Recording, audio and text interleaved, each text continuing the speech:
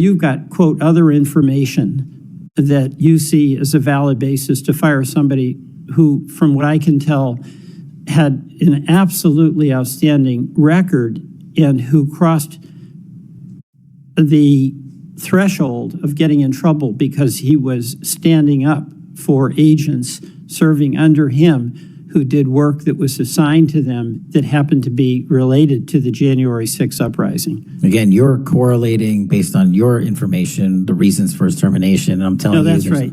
Let me ask you another question. You know, when you were here, you were rightly critical, not here actually, I guess it was on Kash's corner. You were rightly critical of the way that the previous FBI director used the FBI jet.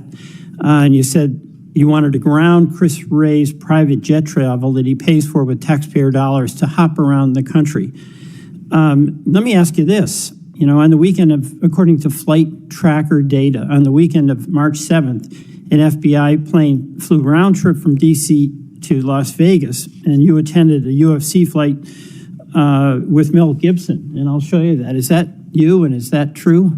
Yeah, you want to know the difference? I live in Las Vegas. I'm allowed to go home. I didn't leave a congressional hearing early on an FBI jet to dodge questions. All right. Then on April 5th, you attended a hockey game in New York City. You don't live there, right?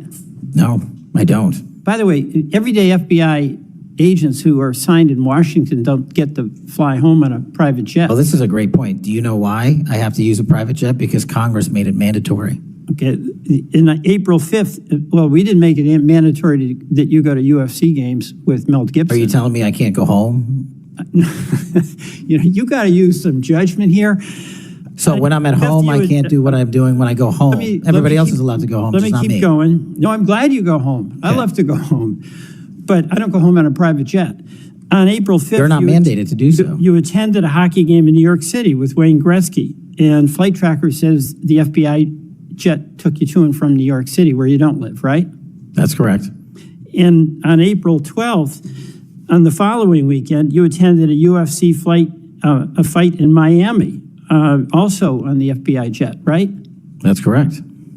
So what's the cost to the taxpayer for those three flights? Well, I pay the commercial equivalent per the regs and the law. And so just so you know, when you are comparing me to prior directors... I asked what the cost was, and you don't know, I take it. Yeah, and what I've done with the use of the private jet is use Andrews Air Force Base versus Reagan National as what the other directors have done to save the taxpayer dollars. Bottom line here, you flew home to Las Vegas.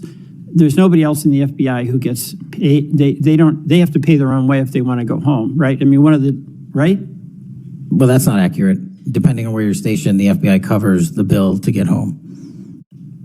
So are you telling me that FBI agents who are assigned in Washington, but who may live in Charlotte, they get paid by the FBI? Sometimes they do, yes. All right.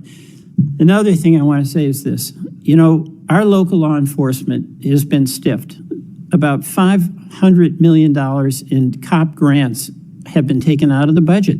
Those really help us in Burlington. They help us in Rutland. They really are important. And why in the world would we be cutting those cop grants when we need that local law enforcement, in part to partner with you? Well, I think you support that? I think you're speaking to the Department of Justice grants, which I don't adjudicate, but also Vermont, just like every other state, has received a plus-up of FBI personnel. Well, I'll tell you, that's not what we're seeing. The other thing, my understanding is that there's a requisition or an effort to get another plane for the FBI that would cost about $72 million. Is that right? That's inaccurate. The FBI, because the jet, as you call it, is not my jet. We use it for operational needs. We use it for FTOX. We use it for HRT. But that's the one you fly in, right? We have multiple fixed-wing assets, and one of them is on a wildly expensive lease that I deemed a waste of money, and I'm looking for a replacement in which the government can procure assets permanently. Well, what we just saw was Senator Peter Welch doing something that honestly doesn't happen enough in Washington, holding powerful officials accountable, not just for what they say, but for how they spend taxpayer money. Welch started by grounding the conversation in something larger: political violence. He reminded everyone that no matter where we fall on the political spectrum, we're supposed to see each other as opponents, not enemies. That framing matters because it sets a tone that contrasts sharply with the combative, often evasive way Patel responded. Now, the heart of this exchange was about accountability and transparency. Welch raised real questions about Patel's use of a taxpayer-funded FBI jet. Patel admitted to using that plane to attend a UFC fight with Mel Gibson in Las Vegas, a hockey game in New York with Wayne Gretzky, and another UFC event in Miami. All on the FBI's dime, or more accurately, the taxpayer's dime. Here's why that matters. Every time public officials use government resources for personal enjoyment, it erodes public trust. Welch pointed out something every working American understands. Ordinary FBI agents don't get flown home for free. They pay their own way. But somehow, the person at the top gets a special exception to jet around the country and rub shoulders with celebrities. That's not just bad optics. It reinforces the feeling that there are two sets of rules, one for the powerful and another for everyone else. Patel tried to justify it by saying Congress made the jet mandatory and that he pays the commercial equivalent. But that misses the point entirely. Public service isn't supposed to come with VIP perks. It's supposed to come with responsibility. And Welch pressed him on the bigger issue. If the FBI is requesting $72 to $80 million for a new aircraft, while local law enforcement budgets are being slashed, including the $500 million in COPS grants that communities like Vermont depend on, what does that say about priorities?